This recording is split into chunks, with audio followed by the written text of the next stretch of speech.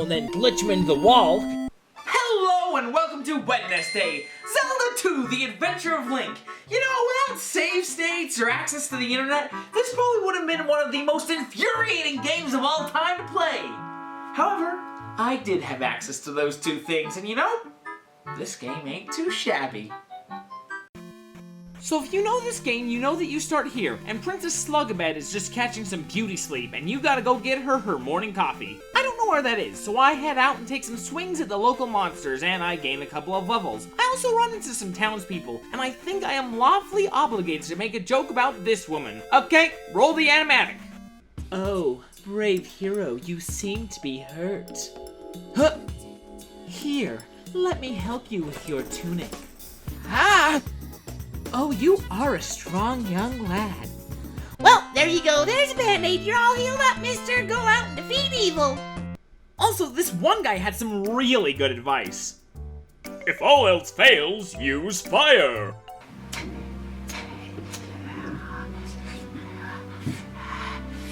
This one lady said that her father could teach me magics, and he did. Then I went into this one house and met this guy.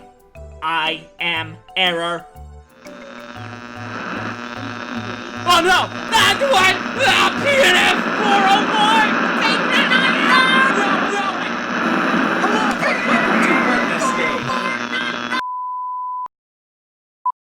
After all of that, I head through a dark cave to a place called Parappa Desert, and I gotta say, it's got the funky flow. Got the funky flow.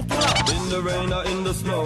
In the rain or in the snow. Got the funky flow. But I went through the palace and fought the enemies. The fights with the iron knuckles are really intense, keeping your distance, swinging wildly to try and get past their shields. Also, there's this hammer guy, bro, and he's just silly. Hey, ow, don't stab me. The only thing that I don't like is the guys who do damage to your EXP. Hey, I worked hard for that. But then I get to the boss and, ooh, alright, time for a musical reference.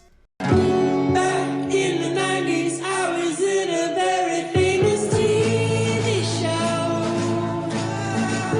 After that, I head back into the palace because I forgot the candle. And then I head south because I remember the kid saying something about a heart container, and extra HP is always welcome. So this is where I needed the internet's help. I watched a speed run, and apparently there's a cave directly below me with some magic container. And there's also a cave above me that had a woman's prize trophy. If I bring it to her, her father teaches me how to put some pep in my step to get through this cave. Well, I mean, I still need to fight these dogs that absolutely destroy me, but I was able to make it through. After that, I went to this town, and this jerk guard says that only citizens can cross the river. What gives, dude? I'm Link! Help a hero out! But if I go and talk to some random forest hermit, he'll let me pass. See, this is one of the things that would have caused me to quit. I need to step on a random forest tile, and then I can progress?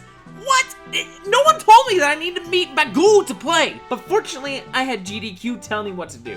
Also, I got the heal spell by grabbing a mirror out of some room. I really like the heal spell. So, after all of that, I had to go to Death Mountain, and, you know, it's not too hard to navigate if you know children's church music.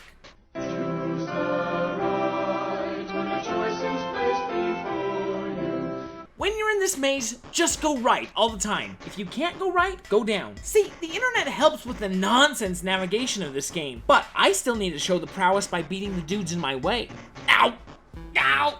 Ow! Ow! But I got the hammer, and then I died. But the hammer makes it so I can navigate to the next area very easily, and without the internet's help, I found an extra heart piece and the medicine that's necessary to learn the next spell. And then I went to the next palace, and it was really great, except I got trapped. Yeah, no, wait, no, let me out. No, I don't want to die in here, please help! But I did get to fight the boss. To fight this boss, you knock off his head, and then you need to knock off his other head, and then you take a few more swings, and then you knock off his other head. And then, when you're saving your progress, and this is very important by the way, you need to be sure to accidentally delete the past 3 hours of work. No.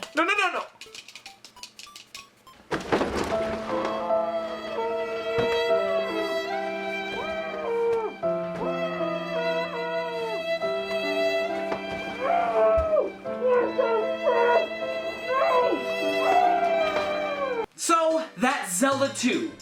Is what I would say if I wasn't having a legitimately good time with this game. So let's keep going!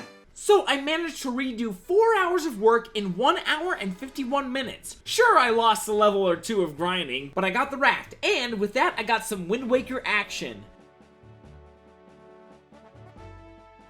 So I went through the desert, and then I went to a town, and then I went through a cave, and then I went to a new city. And there was this little kid who told me that a knight lived in this city, and a woman told me that a child had been kidnapped. And so, once again, I found these things by myself. I found the knight by jumping over some rooftops into a chimney, and then the child was at a dead end. I love it. You kill the lizard, and then it's like, I found the kid, and then you just like put him in your pocket like any other item. Hey, try not to hit your head on the hammer or the candle, okay, kid? And returning the child gets me the reflect spell, which I need for the next palace. So I enter the palace and what the flip is that? No, seriously, what is that? Here's the original art. Oh, it's a wizard? Did you mean a grand wizard? Yep, all forest named here is a burning cross and a few more good old boys, and then actually I don't really know what the clan does nowadays. I just want to point out that this is the most KKK looking enemy of all time. The boss doesn't look like a member of the clan, however. That's because he was smart enough to switch to red robes, and he's the easiest boss in the whole game. I tried fighting him fairly, and I got my face torn off. But then I ducked in the corner with the reflect spell, and like Stonewall Jackson, I stood firm and destroyed the South. And then I watched the speedrun and realized that I needed to grab a magic jar and these boots. And seriously, to get a plot crucial item, you need to be willing to commit suicide not once, but twice. But I got the boots, and then I walked over to the next dungeon, and guess what? Another ridiculously hidden item. Oh yeah, of course this wall was a fake. What was I thinking? So I grabbed the pokey flute, and then I went on to the boss. And this boss sucks. He takes so many attempts, he just pimp slaps the mess out of you. See, Link's little short sword makes this fight just a jaunty sea shanty. But eventually, with enough attempts, I kill the Cyclops. And then after that, I go and grab a Chris Hemsworth movie, The Heart of the Sea. Get it? Because the heart and the sea, whatever. So remember when I called this thing the pokey flute? Yeah, it is seriously needed to get a Snorlax out of the way, which leads to this gauntlet where these lizards just chuck rocks down at me, and you know what? I actually like this part. I enjoy dodging attacks. It reminds me of Undertale. After that, I went for a romantic walk on the beach. It's romantic because the final heart to collect is there. And then I go to the hidden city, and seriously, I hate secrets. I knew there was a hidden city here, and I still couldn't find it without looking it up again. In the city, I get the final magic jar, and I find a wise man in a fireplace who teaches me to use a spell that I never got to use, which helped me to get an item that I never got to use. But I went into the next dungeon, which had more leaps of faith and a fight with a horse guy again. But with how many Iron Knuckles I've killed, the fight was super easy. But he was only the warm-up for the real boss, which was the dragon. The dragon is somewhat easy if you're patient. I kept trying to use the cool down stab technique that the speedrunners did, but you see, I kept using my momentum, which hopped me into the lava and I got cooked. But after finishing the boss, I went back into the dungeon for the cross. Come to think of it, I don't think I grabbed a single dungeon item on my first run through the dungeon. So from here, I paused, pushed up an A on the second controller, which the speedrunner said immediately takes all of Link's lives. So that sent me back to the start. Then I scoured Hyrule for all of the Link dolls, and I need every last one-up this game offers. And I went to the man, got the Thunder Spell, and then I headed into the Valley of the Shadow of Death, and I feared no evil. Because I had save states. But even with an infinite amount of attempts at this, I still lost a life.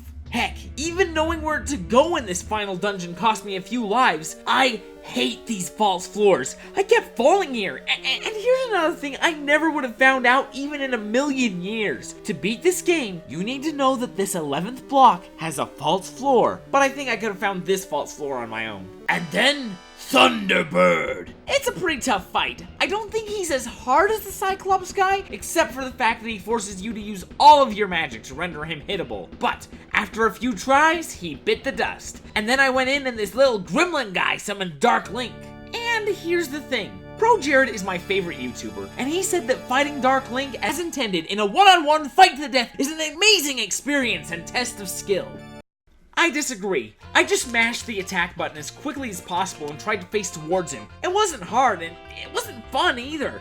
Honestly, the Bojack fight took more precise timing and felt better to overcome. But I beat him. The Gremlin handed over the Triforce and I went back to Zelda. And unlike the Kid Icarus cutscene, I actually earned this smooch.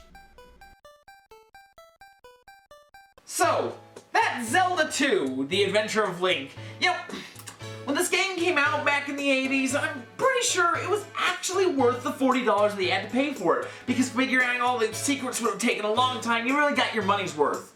But if you play it in 2017, where I only had to pay $2 for it, with access to the internet and save states, it's also worth its money, more than worth its value. So, you know, good game. I liked it. Alright, WedNESday is probably going to go on a little bit of a break right now. There are some videos that I really want to get done in time for June, and if I keep working on WedNESday, I probably won't get them done. So all throughout May, I'm going to work on videos for June. Come June, every single Sunday, I will have a video out. And then during June, I'll probably work on that Fire Emblem Shadows of Valencia video. I bet that one's going to be great. But then, come July, all the way to September, every single one of those WedNESdays will have a WedNESday episode.